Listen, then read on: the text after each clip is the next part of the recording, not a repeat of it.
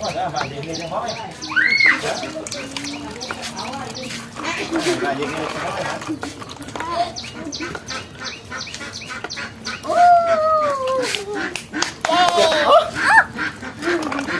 Yeay. Sama.